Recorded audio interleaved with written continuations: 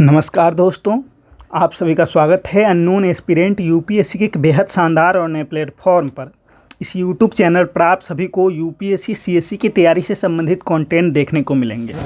आज का जो वीडियो है वो हम लोग सिविल सेवा परीक्षा में जो सामान्य पुस्तकें होती है एनसीईआरटी की पुस्तकें, उसका जो महत्व है उसको लेकर विश्लेषण करेंगे।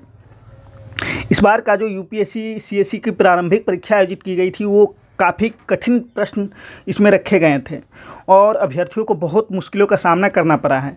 तो चलिए हम लोग देखते हैं कि एनसीईआरटी का महत्व किस प्रकार इस बार की प्रारंभिक परीक्षा में झलकता है। चलिए शुरू करते हैं। हम लोग ये हमारे पास इस साल की परीक्षा का सेट ए है।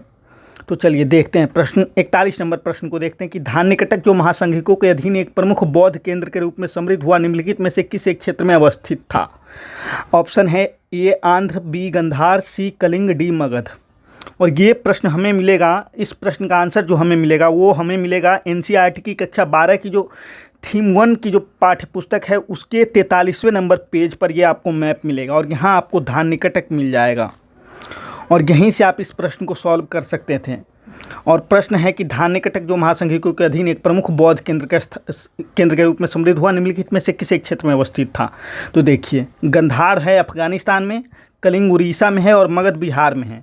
और ये धान्यकटक जो आपको दिख रहा है ये आंध्र के इलाके में दिख रहा है, इसलिए आंध्र वाला आंसर सही होगा।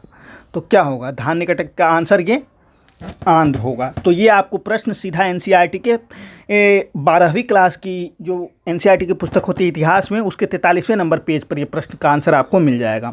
अब चलिए अगला प्रश्न देखते हैं 42वां। प्राचीन भारत के संदर्भ में निम्नलिखित कथनों पर विचार कीजिए। पहला कि स्तूप की संकल्पना मूलतः बौद्ध संकल्पना है। दूसरा, स्तूप आमतौर पर अवशेषों का निक्षेपागार होता था। तीसरा, बौद्ध परंपरा में स्तूप एक संकल्प अर्पित या स्मारक संरचना होती थी। उपयुक्त में से कितने कथन सही है? केवल एक, बी केवल 2, सी केवल 3, डी कोई भी नहीं। चलिए, ये प्रश्न आपको मिल जाएगा एनसीईआरटी की 12वीं कक्षा की जो पाठ्य पुस्तक है इतिहास की उसके पेज नंबर 96 पर। इसमें कह रहा है स्तूप क्यों बनाए जाते हैं। ऐसी कई अन्य जगह है जिसे पवित्र माना जाता है। इन जगहों पर बुद्ध से जुड़े कई अवशेष थे, जैसे उसमें अस्थियाँ उसके द्वारा प्रयुक्त सामान गाड़ दिए जाते थे। इन टीलों को स्तूप कहते हैं। स्तूप बनाने की जो परंपरा है बुद्ध से पहले की रही होगी, लेकिन जब बौद्ध धर्म से जुड़ गई। अब देखिए, इसमें कह रहा है कि अस्थियों या उसके द्वारा प्रयुक्त सामान गाड़ दिए जाते थे, मतलब कि दूसरा जो ऑप्शन है स्तूप आमतौर पर अवशेषों का निक्षेपागार होता था, ये सही है। लेकिन पहला जो ऑप्शन है स्तूप की संकल्पना मूलतः बौद्ध संकल्पना है, वो यहाँ से खारिज हो जाती है कि स्तूप की बनाने की परंपरा बुद्ध से पहले की रही होगी, कह रहा है ना। तो इसलिए पहला ऑप्शन गलत हुआ, चूँकि मूलतः नहीं है। हाँ, इससे जुड़ गई, वह बौद्ध धर्म से जुड़ गई, ठीक बात है, लेकिन वो मूलतः बौद्ध धर्म की नहीं है।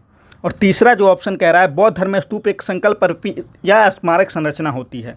तो देखिए, कह रहा है कि यहाँ पर कि भरहुत, सांची जैसी जगहों पर जो स्तूप बनाए गए हैं वो स्मारक है, बहुत बड़े बड़े स्मारक के रूप में बनाए गए हैं, इसलिए तीसरा ऑप्शन भी यहाँ सही होगा। तो इसमें कौन सा सही होगा? केवल 2 ऑप्शन वाला करेक्ट हो जाएगा। ठीक है, 42वां नंबर प्रश्न भी आपको सीधे एनसीईआरटी से देखने को मिल जाता है।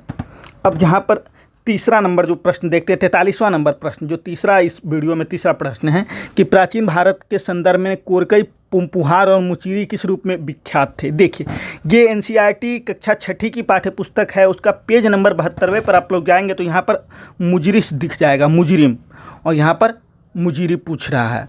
उसके बाद पुम्पुहार, और इसी में आप लोग यहाँ पर आएंगे तो पुहार आपको दिख रहा होगा। और कक्षा 6 की जो आप लोग पाठ्य पुस्तक देखेंगे तो उसमें 72वें नंबर पेज पर यहाँ पर साइड में लिखा हुआ है कि ये सब प्राचीन बंदरगाह थे। मुजरिस है ना, तो ये हो गया पतन, हो गया पतन को बंदरगाह के नाम से भी जाना जाता है। तो ये भी प्रश्न डायरेक्ट एनसीईआरटी से आप देख सकते हैं।